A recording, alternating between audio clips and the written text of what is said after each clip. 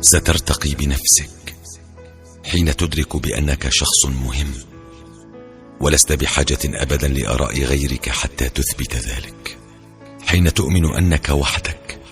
جمهورك الذي يصفق لك وقت الفرح والنجاح،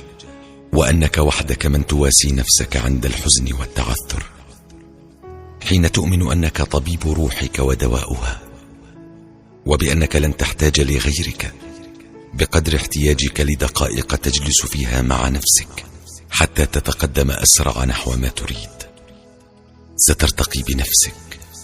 حين تتوقف عن إحصاء من يهتمون بك ومن لا يفعلون، حين تتوقف عن عتاب من لم يبادر بالسؤال بعد غياب،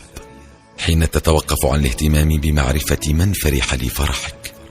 ومن حزن لحزنك ومن لم يكترث، حين تتوقف عن عد الأصدقاء ومراقبة من سقط منهم، حين تتوقف عن انتظار أي شيء من الأقرباء، وحين تدرك أن نجاحك الذي يعتمد على أحد ليس سوى ظل لنجاح. سترتقي بنفسك حين تتعالى عن كل هذا وترى نفسك الأجدر بكل شيء بكل الوقت،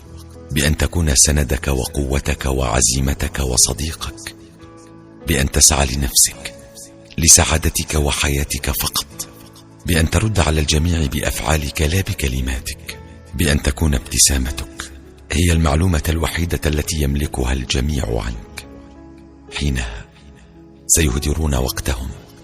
بمراقبة